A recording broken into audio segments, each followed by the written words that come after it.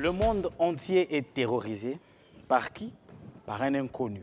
Mesdames et messieurs, c'est ce qui a poussé même le représentant légal de l'église Lumière du Christ au Congo de sortir de son silence. Et il va bien sûr s'exprimer par rapport à ce qui se passe dans le monde entier. Mesdames et messieurs, nous allons parler aujourd'hui d'un sujet, en tout cas qui fait couler beaucoup d'encre et des salives. Il s'agit bien sûr, chers téléspectateurs, du coronavirus. Coronavirus, ezali eloko moko ezali ko terroriser bato nyonso na monde et c'est tout le monde qui est mal à l'aise.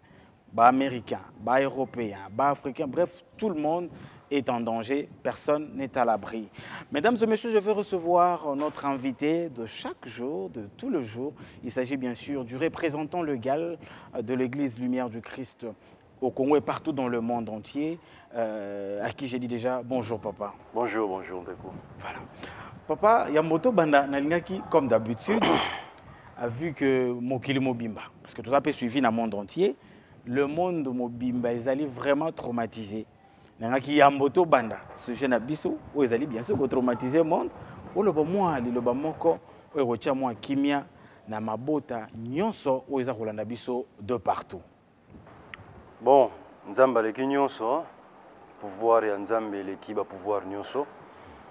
Tous à la plus dans la prière et tout respecter ba consigne et PCM les biso sanitaire, tout respecter en haut pour nous permettre biso de vivre na kimia.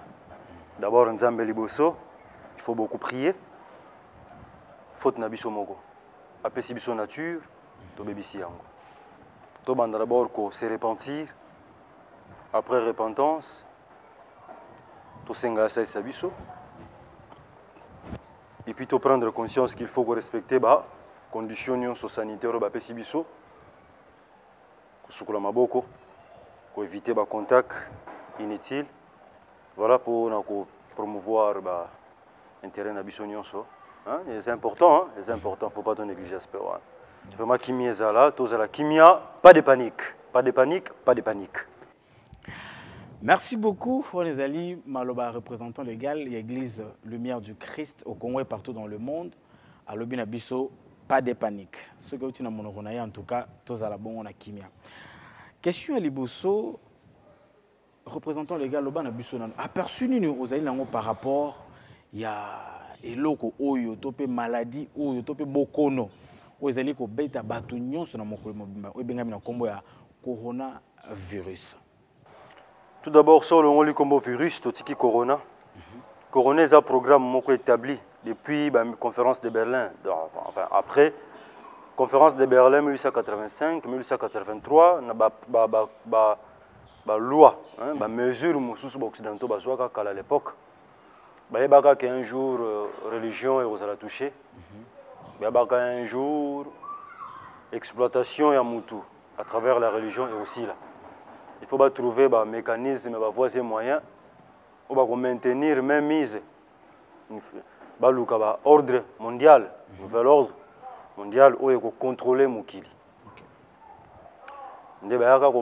D'ici l'horizon 2000, la fin du monde, la fin du monde.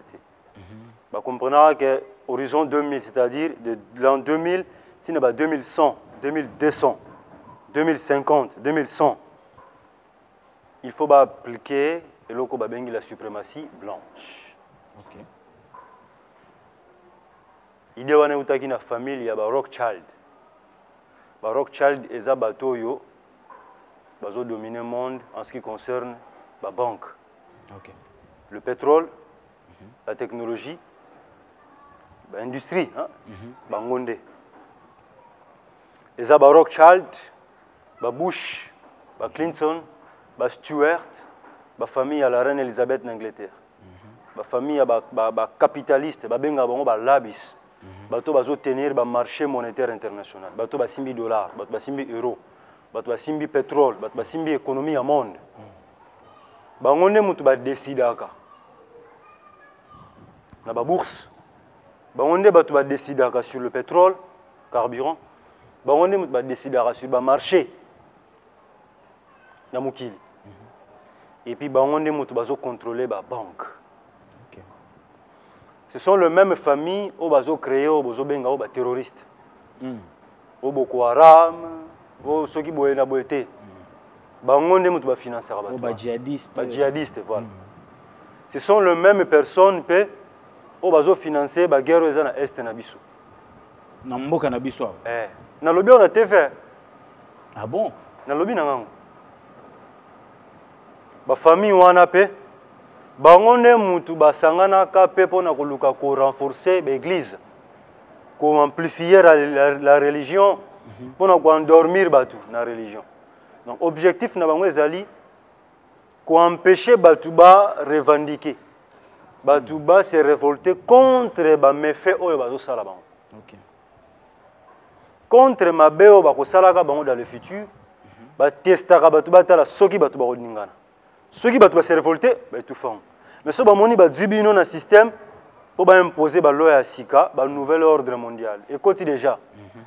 Et bandaki na technologie à travers la guerre ezalaki na ba arme à feu, batali arme chimique, bamoni que soki tolbito continuer na style ya chimie, plutôt na arme nucléaire plutôt, batu bako hein on a que manduki penezo tiama bozoboma batu et puis surtout en réalité toko continuer nango jusqu'à quand parce que ba force zo comme belé. Amérique a une arme nucléaire. Europe a une arme nucléaire. Chine a une arme nucléaire. Corée a une arme nucléaire. Japon a une arme nucléaire. Inde a une arme nucléaire. Les pays d'Afrique mususu na likolo wana ba une arme nucléaire. Bon, Canada a une batali ba surtout ba arme nucléaire. Impossible de bombarder Moukili. Mais d'ici horizon 2020-2050, les Noirs vont comme belé. Dans le monde entier. OK. Si on dit Sarkozy qui est au Sénégal, qu'on a que le bao, les Noirs, il faut Sarkozy qui le faut éviter que bota, bana 4-5 pour sauter s'en sortir. Parce que na plan na bango, ba yebi que mutu mwindu akukoma ebele na Moukili. Il faut qu'on élimine. Raison pour laquelle il marché il y a homosexualité. Bazo pousser batuba comme homosexuel pour to bota te mibali na mibali babala na rabasi na basi babala na poto éviter ko bota. Batali sikoyo côté à Chine. Balobi Chine kuna bazebele. Armée les qui na nombre na ba soldats na les qui Chine zate. Azan effectif fa komata. Ma famille, qu'est-ce qu'il faut faire? Il faut exterminer les Chinois. Vandi batali babito tiki la bon temps. Créer là bon ceinture pour stériliser ba ngo botarate. Sala ba mécanisme belé ba Chinois botarate. Ko ba leke belé. To comme en 2019 batali défilé ba Chinois. Arme oyo ba Chinois ba présenter qui? Non, c'est un réalisateur a balancé le défilé pendant que Nazoloba a balancé défilé à Chinois au monde arme ouais Chinois bimisi na défilé na 70e anniversaire nae. 70 coups de canon pour les 70 ans du régime communiste. Sur l'avenue de la paix éternelle résonnent les pas de 15 000 soldats aux gestes millimétrés. Sous les yeux de Xi Jinping, la Chine exhibe sa puissance avec des armes nucléaires jamais vues jusqu'à présent. Le DF-41, un missile balistique intercontinental capable de transporter jusqu'à 10 têtes nucléaires et de toucher n'importe quelle ville des États-Unis. Le JL-2, ce missile surnommé vague géante, chargé dans des sous-marins et pouvant frapper l'Alaska et la côte ouest américaine. Dernière nouveauté, le DF-17, une ogive taillée en forme de flèche capable de voler à 7000 km/h et de relâcher un planeur hypersonique très difficile à intercepter. Avec ses chars, ses drones, ses avions de combat, plus mobiles et précis, la République populaire de Chine prouve la modernisation de ses capacités militaires. Américain Taliabia, son atiki bateau danger. Allez, la France, tu es où? Parce que le français, partenariat na bango ba chinois. Ba ko établir ba fongoli centre na bango ya recherche scientifique na Chine. Ouais, Chine. Là c'est coronavirus et bandi. siko corona on ozoka corona eza programme mobimba exista depuis longtemps na kati ya corona wana corona babengi 19 parce que 18 eza 17 eza 16 eza T1 T00 OK ba corona wana ezebele siko na kati ya ba corona wana na biso ba africain toza na kati ya programme wana ya la suprématie blanche parce qu'ils ont vu que d'ici l'horizon 2000 2050, 2100, 2150, 2200, les noirs vont dominer mon kir. Alors qu'est-ce qu'il faut faire? Il faut inventer un virus. Parce que si on a un esclavagisme mental, on va se révolter. Si on a un esclavagisme, on va être esclave et aussi battre. On a une religion. On va créer la Bible, on va créer les jésuites, on va créer les gens. C'est normal. Les jésuites ont créé des biloko musu inventé des histoires pour batika les esclaves tout bangaka ba créer la peur mais bon on dit que ti quelques années eloko wana ko salaka yango moko te il faut qu'on accompagne on a ba biloko musu du coup rougeole varicelle buka buka ba maladie musu mo bimena na Japon maladie belé musu ba grippe aviaire na Europe ba créer ba biloko ezobeta bango mo ba lingo tika te Ebola Sida. Ils ont corona. Ils ont un programme de corona. Ils ont créé un laboratoire et vendent déjà. Ils ont un antidote, un vaccin. Donc ils ont créé déjà virus, ils ont créé un antivirus. Et quel genre d'opération faisiez-vous? C'était des opérations clandestines. Nous étions impliqués dans des coups d'État, nous prenions le contrôle de pays pour d'autres dirigeants. Nous étions impliqués au Mozambique en propageant le virus du sida par voie médicale. Nous étions impliqués en Angola avec le docteur Jonas Savimbi pour diverses opérations. Nous accordions un soutien militaire. Donc, des gens ont été tués pendant ces opérations? Absolument. Yoran, je vais juste reposer la question et tu pourras intervenir. Ok. Vous avez parlé de propagation active du sida. Il y avait une unité du Saïma. L'une de nos attributions était d'aller dans des pays africains. Et comment ça se passait exactement? Par inoculation. Par le biais de vaccins? Oui, par le biais de vaccins. En faisant semblant de vacciner des gens et ce genre de choses. L'idée étant de tuer des Noirs. Oui, d'éradiquer les Noirs. Vous devez comprendre que le concept était que le sida était un tueur. Il était incurable à l'époque, alors on nous laissait croire que si on infectait les gens, c'était une méthode rapide et non militariste pour éliminer des Noirs. Et c'est quelque chose que vous savez avec certitude, que le sida était activement propagé dans d'autres pays? Oui, dans des pays africains. Virus bino bokobimisa ba milliards pour que nous sommes ba virus wana. Du coup ba ça la business. En même temps ba ça la business bazo dwa bino mbongo, bazo ko étouffer l'économie na bino. Vous comprenez? Et en même temps, il faut exterminer Bino. Parce que d'ici horizon 2050, 2200, l'humanité est à la réduire à 500 millions d'habitants sur la planète Terre. Planète Terre mobile. Voilà. Pour ceux qui ont contrôler Biso Sousté, il faut réduire le nombre de pour contrôler Biso. Pour contrôler l'humanité. Banani. Ba famille wana ya bato mbongo o ba tenir ba banque ba entreprise aminene o bazo sala ba voiture électrique o bazo exploiter coltan en Congo o bobenga ba capitaliste ba multinational ba impérialiste ba banda kala ezaka na Congo te siko ba beti ba chinois or Chine a mis sous clair Chine le ramo na clair tala lelo Chine a sa puissance économique oui bango ba se prendre ngote biloko no so kotanga lelo made in Chine made in China. Bazo supportant ngote. Bazo banga ke Chine d'ici horizon nenge makamango bakanga ki baotala ndemu kile ke ne bamona ke Chine azo ya mabe. Il faut que barrière. Barrière ezani. Coronavirus na Chine. Ba bete ape ba maladie mususu mais simbate. Ba tali yo ba bete loko yo virus oyo ba bwaki yango sikoyo. où ils ont une forme à grippe. Voilà. Ah, le représentant légal. Mesdames et messieurs, je vous dis toujours que cette émission, ce magazine, ils allaient magazine moko pédagogique. Tant que on apprend beaucoup. Son éminence, on a sida, varicelle, Ebola, le coronavirus. Les alliés virus moko créa. Pour que étouffer bango quelques familles les plus puissantes du monde pour que règne na bango et demeurer toujours. Voilà. Va maintenir, même pas contrôler Moukil. Donc, nouvel ordre mondial. Étrange histoire avec les États-Unis.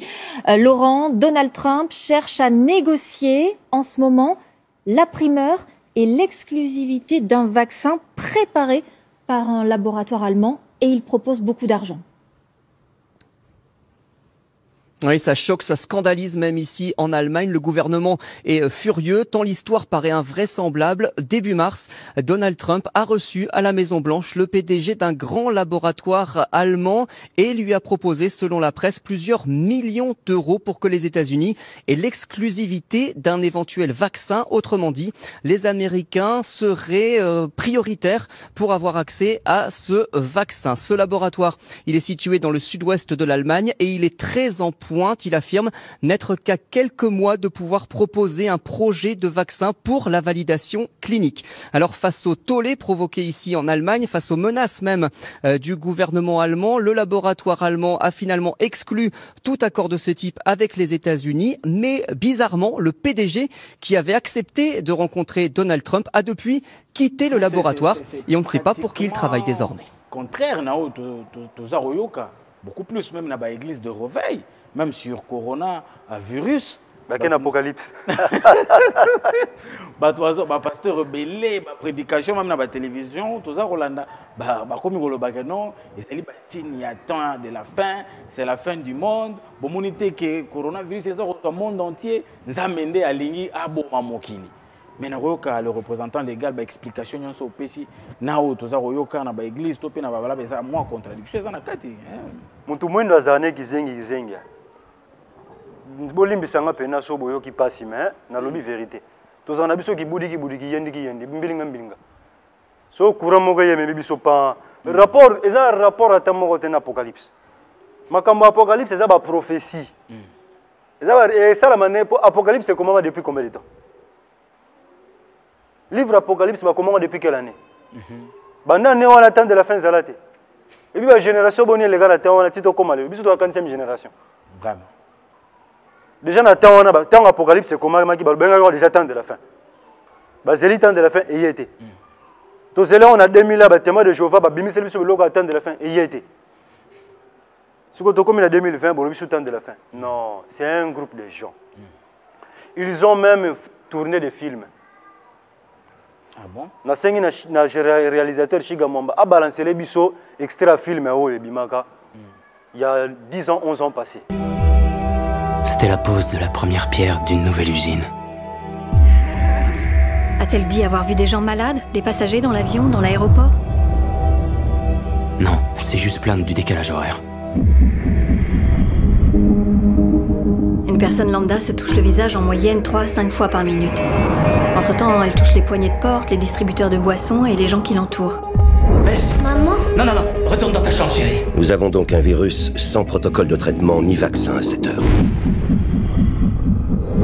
Vous avez eu une attaque cérébrale, Bess? Elle a des antécédents? Non. Des allergies? Depuis hier soir, on compte 32 cas. Et là, s'il se trouve qu'elle est morte. D'accord. Maintenant, je peux aller lui parler? Monsieur Emoff, votre femme est décédée. Mais enfin, qu'est-ce que vous voulez dire? Ok. Qu'est-ce qui lui est arrivé? Dites-moi ce qui lui est arrivé! Si quelqu'un a pu trouver le moyen de militariser la grippe aviaire, c'est à ça qu'on va faire face. Quelqu'un n'aurait pas à militariser la grippe aviaire. Les volatiles s'en chargent. Il y a transmission, il ne reste plus qu'à savoir dans quel sens. Le premier jour, ça concernait 2 personnes. Puis on est passé à 4, à 16. Dans 3 mois, on en sera à 1 milliard. C'est ça qui nous pend au nez. Ils mobilisent la garde nationale et mettent le président dans le bunker. Ce sera la panique générale. Approche pas! Tout va basculer. On cache la vérité au monde. Détruis tout. Brûle les échantillons.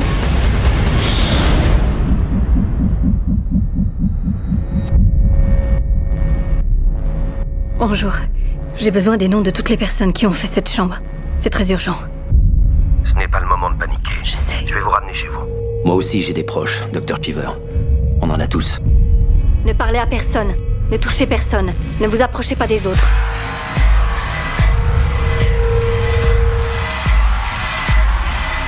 Remontez dans votre voiture. On n'est pas malade. Ce truc a toujours une longueur d'avance sur nous. Il mute.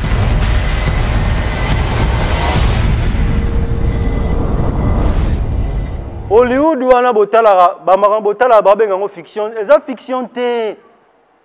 Ba prévenir batu d'une certaine manière. Ba bimisaka ba fait réel. Ba film ya botala ka o épidémie moko na mukili, batu ba komi ba zombie, ba extraterrestre, ba prévenir biso. Pourquoi? Parce que ba yebi ke mutu azo mélanger ba produits chimiques mingi. Mutu azo transformer nature. À force de transformer nature, ba molécule, ba atome, ba cellule musu ezo sangana. On a créé des espèces moko boyena mukilo ezalaka te. Parce que espèces wana kozala les aliens par exemple. Et ozala ba extraterrestre. Et ozala ba bête mo sauvage bilo moke bimana mukilo oyo nzambe te muta créé yango mais à force il est touché un peu partout de creuser de fouiller partout. Ba mélange ba produits toxiques tozo créer et ko yoko botela biso loko moko boye na nature oyo tozala nango te. Yango ba tourner lango ba film. Donc, la réalité, tout le monde a mukili, même les religions, même si nenga masambuki na olo baboye, si na obimisa ba vérité bola na TV, ba yebaka déjà que ça na batu bakoya. O bakoya ko réveiller conscience à ba peuple. Ba yebaka déjà qu'il y aura de nouveaux prophètes qui viendront. Il faut que étouffer batu ba comprendre ba prophètes wana. Ya moni ba inventer ba thèse. Comment musu se pese meli biso te ka komba Jésus. Ba loba ba biloko moko pona ko étouffer batu ba tikala kaka na cercle bango déjà ba kangaki. Oh l'enfer, bon, va créer pour nous faire peur. Et là aussi, coronavirus aux hommes, c'est aussi pour nous faire peur. Parce que derrière ces mouvements-là, il y a coronavirus. C'est une diversion qu'ils ont créée, si vous ne savez pas. Ils ne sont pas bêtes. Ils ne sont pas bêtes.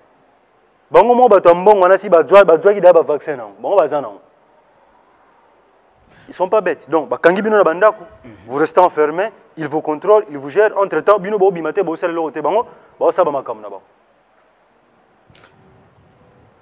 papa, on va créer virus automatiquement. Avant de l'argent, on a marché, si je peux me permettre, on va créer déjà antivirus. Mais si on a retard, l'Europe est paralysée. L'activité de la France, de l'Italie, la population, il y a des Français, la population française plutôt, italienne, ils souffrent, les appels peut-être. Mais pourquoi pas assurer un antivirus pour que Bikisa, l'Union soit. Pour utiliser aussi, il faut au moins une année ou quelques mois pour faire des choses. Donc, but n'a pas de choses. Mais il faut pas réduire l'immigration à Porto, il faut gérer sous tout. Les Noirs sont combien? L'Italie, on a immigré combien? Social n'a pas bougé, l'économie n'a pas bougé. Vous avez le président Macron qui dit nous sommes en guerre. Tu crois que c'est quelle guerre? C'est la guerre chimique. C'est la guerre en mouvement immigratoire. Donc il ne s'agit pas de guerre contre le coronavirus. T. Voilà, chers téléspectateurs, cacao en Afrique, ce soir, né Makamba Boye et Bimara. Donc, émission Rotala, ils allaient pour bénéficier. Kotala, on a une idée de Batouana, Moutouana, Yokananu. En tout cas, place où top une émission Makamba Moutouya Mingi Penza, et Zarobima. Obabom Belarabiso, mais le représentant légal de l'Église Lumière du Christ au Congo et partout dans le monde, il y a Alobaraba Vérité, on a sans embâche. Tous sont en nom Mouké Panabiso, le représentant légal. Est-ce que coronavirus wana et pas na biso pe awa ezali parce que tous au monde même ba politiciens ba koti makambango ezali ba autorité minene ya mboko ba député ba olega na télévision ezate ba olega ezali ba bazoleka ezate quelque part ça ko terroriser le peuple congolais. Est-ce que ezali vraiment selon le représentant légal? Je vous informe officiellement, ça n'engage que moi. officiellement yangai. Officieusement pe yangai. Je ne dis pas ça pour terroriser les gens. Ok. Et là, on a ça la biselote coronavirus. Mais ça, on a commencé à kota pekala. Donc, et kota nangokala. Donc, 7 cas, 4 cas. Nicolas, tu as les cas. Bon, on a été épidémie dans la ville à Kinshasa. But bazo kosola mingi, but bazo sala ba fièvre. Ezagi ni malaria ni typhoïde. Vous remarquez que Nicolas, tu as les cas comme il y a ba faiblesse, on a muta lembi.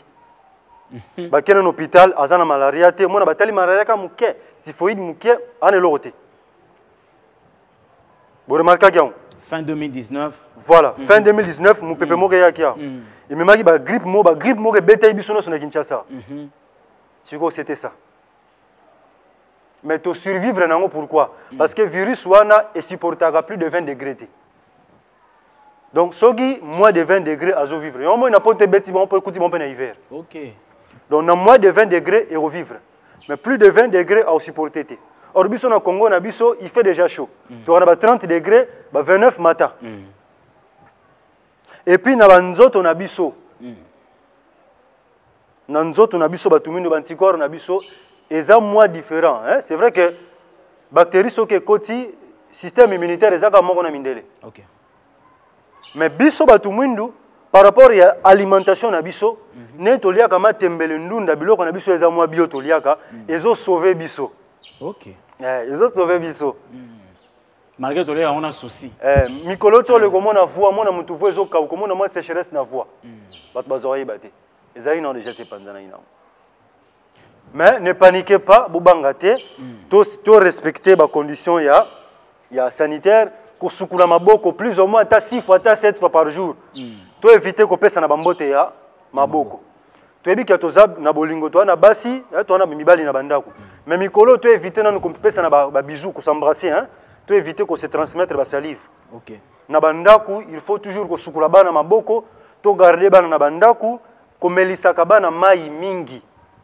Bana ba melaka mai mingi soko moni fruit ko raté yango te mama papa laissa bana na yo ba fruit bino moko na ndako pe boliaka ba fruit to tika nanu misuni to kota na ba légumes pondu manioko mbala sukali épinard matembele biteku teku fumbwa to lia mingi ba légumes bo kanga makambo na zo sabino na yebi que peut-être to yoka na raté déjà na makambo Yesu Kristo akimbangu ya masambukili to yoka na raté matana oyo to yoka na ndunda légumes madesu voilà ba haricot wana wandu mbwengi to négliger alimentation na biso te ba congolais to za na biloko ya bio oyo ko sauver biso. OK. Voilà. Merci beaucoup. Le représentant légal à lobby coronavirus est coté à Congo, mais plutôt est quota déjà. Et puis, ce que vous remarquez bien, fin 2019, début 2020, voilà. Janvier, au moins, on a ici qui y a malaria. Voilà. Mais il faut les akaka.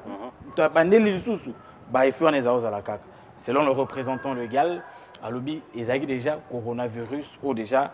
Lobby, c'est long. Selon le donc, Dixit, le représentant légal. Ça n'engage que moi. D'accord. Alors, le représentant légal, lobby, mission sur monarchie, sortie médiatique, il y a son Excellence, Monsieur le Président de la République, il y a du Congo, bien sûr, bah mesure au bazui pour lutter contre fléau il y a coronavirus. Tout le monde parmi bah mesure au bazui. Bah na bas sous classe c'était bah église bon bah pasteur rebelle cop et coufin des arbres pendant 4 semaines parce que moi déjà pasteur moi mais oh ça robé c'est la biso cop bon je sais pas musala nzambe so que la cop bon nyonso wana le représentant les gars bah mesure au chef de l'État zui selon vous pensez que y a un ndeko sala que coronavirus est disparaître tout ici là complètement. Ba mesure ezam malamu ezam abete mais ezam nango importante. Ezam malamu mais ezam abete mais ezam nango importante. On a utilisé terme on a préféré que loba ezam malamu parce que quand le chef parle il faut obéir. Mais ezam nango peine importante. certaines mesures, et ça malamu, même sous n'a moins d'importance dans côté. Par exemple, quand interdit dans la classe, n'a moins d'importance dans côté. Quand interdit bah tu vas sangana na mangomba pour important parce que Ebola coup tu es dangereux collègue. Bah peksa bisote ko sangana l'église. Ebola zagi. Donc Ebola leki coronavirus na puissance. Ebola leki coronavirus na mabe. Ah bon? Tuberculose au monde, tuberculose va créer un peu dans laboratoire. Tuberculose au monde. Donc c'est aussi créé. Oui. Oh là là. Ba bactérie de coco na to partager na ba salive wana tuberculose. Na l'église. To sambela ba tuberculose bazali. Pourquoi bazo ba mesure te? Si ko président si ba mesure au kanga l'église ba bar ba lieu ni pas si kutu au Congolais zo kufa du 1er au 30 ba kanga bazo ba mesure te. Quand coronavirus mutaye ningisa biso bo. Vraiment. Coronavirus wana eza grippe. Eza grippe moko ya makasi ou ezo beta. Ce n'est que eza non ka grippe. Contraire na ba Ebola ouais eza ba maladie ya mabe. Donc ça ne sert à rien d'empêcher le gens Ebola pe ezaki dangereux. Mais pourquoi ba empêcher ki biso te to sambela? Ebola ku te ezaki wapi na Congo.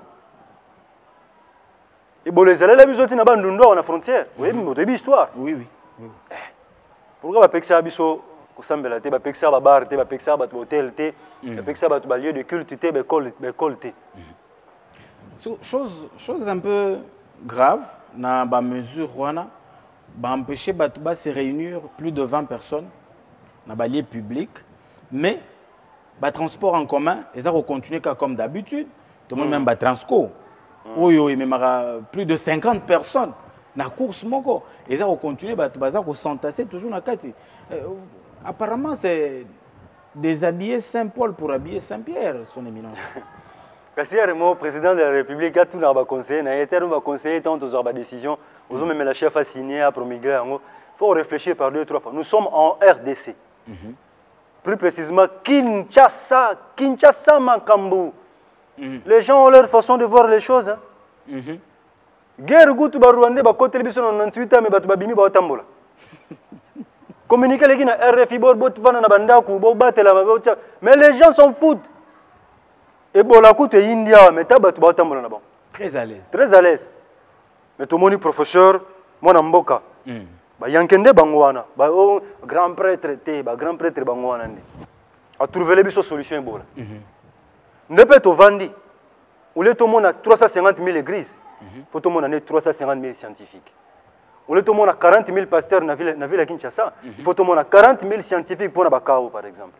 Pour lutter comme il le faut. Le président Macron lobby, nous sommes en guerre. Je crois que c'est quelle guerre?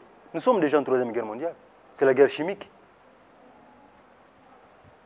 Bêtis en Chine. Les Chinois ont en Europe. Donc on les a retour. Oui, papa, tous les aveugles étaient. Balobi nabiso coronavirus en est une pangolin. Est-ce que oui, bimbola ni pangola ça l'a créé na muki. Donc depuis la création de l'humanité, pangola me met là tout virus té. Quand au commune 2020, pangola a mis virus parce que ba chinois ba liaki pangola. Faut arrêter. Il faut arrêter de nous faire gober des histoires. C'est une attaque chimique. Vous comprenez? Très très bien. Il y a une Chine peut à répliquer. Donc ce comme en Europe, la France, l'Italie, les pays mususu, c'est la Chine. C'est l'Europe va créer aquí. OK. Pourquoi en Afrique tembalama? Or biso to zaku na misère, toi na to lier à bienté. RDC zali deuxième pays après le Yémen. Yanzala. Vraiment. Rapport ya MONUSCO. Il y a UNICEF. Siko pourquoi biso ba tapasi au ba maladie sorte Ebola grave. Ba virus nyo sama bezaka pa na biso. Rougeole, pa na biso. Buka buka, Ebola, sida, tuberculose. Eza pa mingi pa na biso Siko virus wana ya corona. Pourquoi pa na biso ekotini bala mote banino pa na ba. Chine salini. Nzoka Chine zo bangisa tout simplement parce qu'elle a puissance économique. Ba koki angote. Ba tali pe ba chinois ne bazo ebele na mukili sont partout. Bilamba no stola ta wanani bangote. Ba chinois. Ba bilon no stola salela Chine. Bandaku, banzela. Chine. Ndela tala bi bato sona tiki bango ba comme ebele foko 6 ba. allez corona France kende kuna ala moni kanda ba chinois ni ata on pela ba français so tele na ba pays musu Amérique ya Europe mingi ezate ibeti wapi France Italie. Voilà. Alors le représentant légal ba mesure au président de la République a eu apparemment quelque part les lona tongo population quinoise yon so bazar olela. Pourquoi? Parce que les Congolais vivra le jour. Voilà. Soit bimité, baroliate. Si on a une fête, une salle de fête, une église, un espace funéraire, il y a des mesures bien, mais vraiment importantes.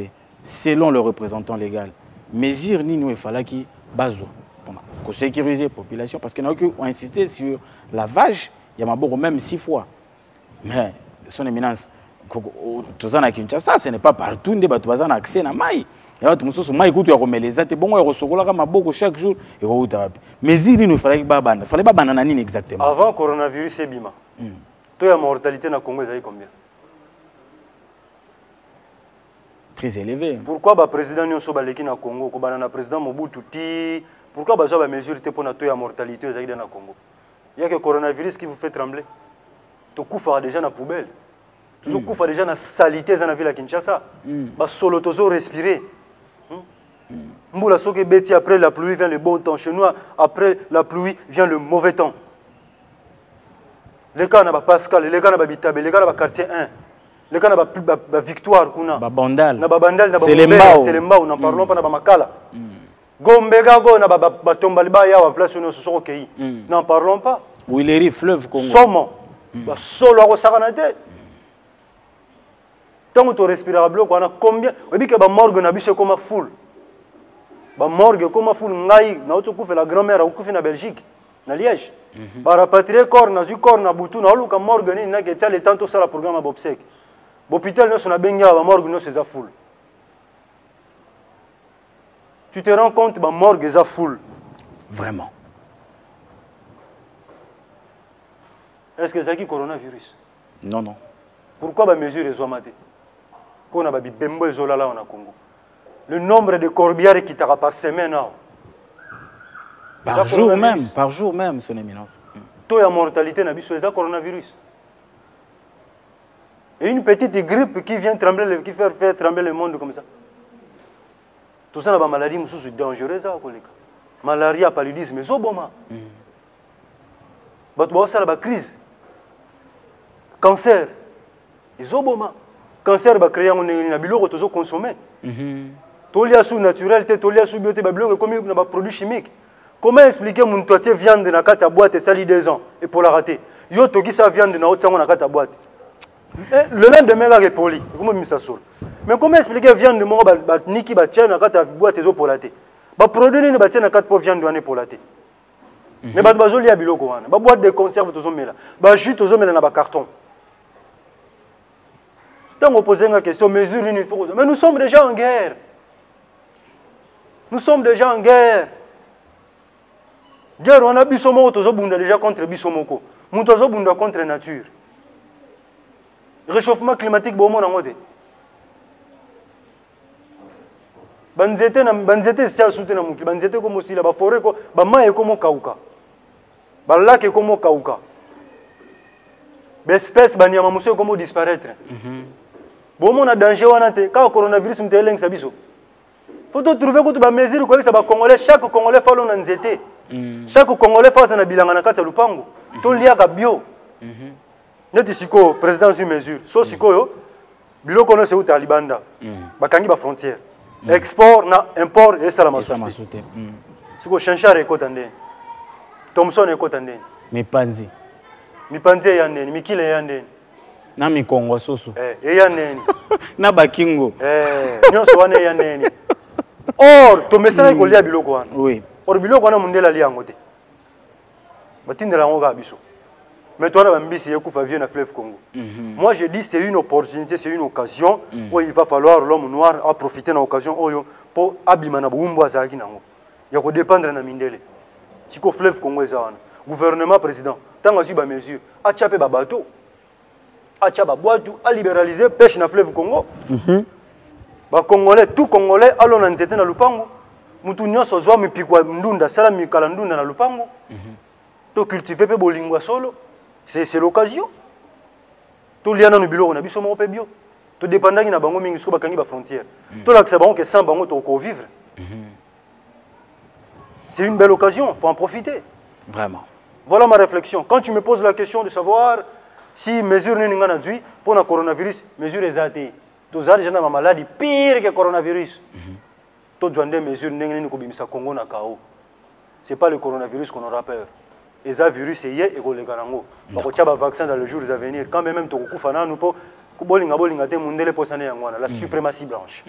Il faut que supprimer la race mususu kotika la race ya mindele parce que toujours comment et belé immigration toujours qui ko envahir bamboka na bango il faut ba créer le moko ko bomba batu. D'accord.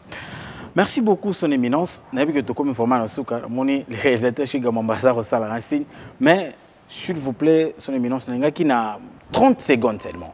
Au s'adresser nan na ba politique congolais. Au ba remis aux joie sujet au ya coronavirus chacun comme le ça la buzz na coin na ye na ba tweet tout ça au mécano ko s'adresser na bango non kasi ba jeune abino ngwana balinga ko politiser makambo nyonso batu musu bazo critiquer président Fachi bo politiser mais bolinga so asani tant que chef d'état faut ba mesure ata ba mesure ngo za pas to ko supporter ngo te mais aza chef d'état a ba mesure tout ce qui ko politiser makambo nyonso l'heure est grave. Il faut comprendre que c'est grave, c'est dangereux, nous sommes en danger. Troisième guerre mondiale, sur le plan politique, tout le monde est en bongo. Et sur le plan scientifique, la guerre ne sera plus avec les armes à feu, c'est la chimie.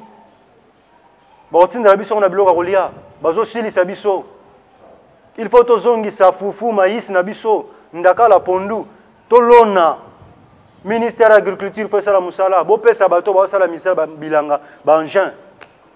Tout ce qui se distraire dans le débat politique. Et ça, quand on a mis sur le coronavirus, c'est bêtio. Aux à l'opposition, aux à la majorité, aux à la FCC, aux à la CACH, la MOUKA, aux ceux qui boivent naboé, et qui bêta. Et qui peut rendre politique naoté. Donc, tout ce qui est maramouana, tout les manam na mis sur la solution. Biloko bakangi ba frontière, biloko ekota neni. C'est que photo luka position into planté na mis sur boti ndata ba boutir ekota kuna pondu fufwe bima. Tout lien ne serait-ce que pondu bolo na ndunda. Bozong samikala ndunda. Gouvernement pesa batu ba moyen balona bo pesa batu ba Congo ba pau batu ba planter moi mikolo tolona moi mbule zo beta tolona lona nanu tozana bisala ba mai tolona no poto za na rupture à biloko te. D'accord. Ko vanda pendant 4 semaines sans nourriture, rupture wana leki makasi. Voilà. Le représentant légal de l'église Lumière du Christ au Congo a presque tout dit. A pesi ba piste de solution oyo permettre biso to télémela virus oyo et bien na komba corona virus et c'est surtout lia rabio tango za kolia ndunda lia yango na esengo kolia yango na mawate wa biso kaka ndunda non mais ba mesure pe oyo le chef de l'état a dit il faut tout respecter mais na ba mesure on ngai na sepela ngo makasi ezali makambo ba matanga en tout cas ata coronavirus yango ekeli bela en tout cas ba konza mboka boso na biso kote makambo ba matanga wana muto akufi to tie na morgue après to tie esika oyo senge na ye apema. Merci à l'équipe technique avec laquelle nous avons travaillé aujourd'hui. Merci à Jéry Massamouani. Merci à Chiga Mwamba qui était à la réalisation de ce grand magazine. On se retrouve à la prochaine. Au revoir. Le monde est grand, merveilleux. Il suffisait d'un nom pour que chacun d'entre nous y trouve sa part de joie. Son plaisir, sa félicité, tout est là pour renforcer cet élan de bonheur. Et notre part, c'est d'illuminer votre vie sur tous les horizons. RTMAS, la chaîne de la nouvelle vérité pour le monde.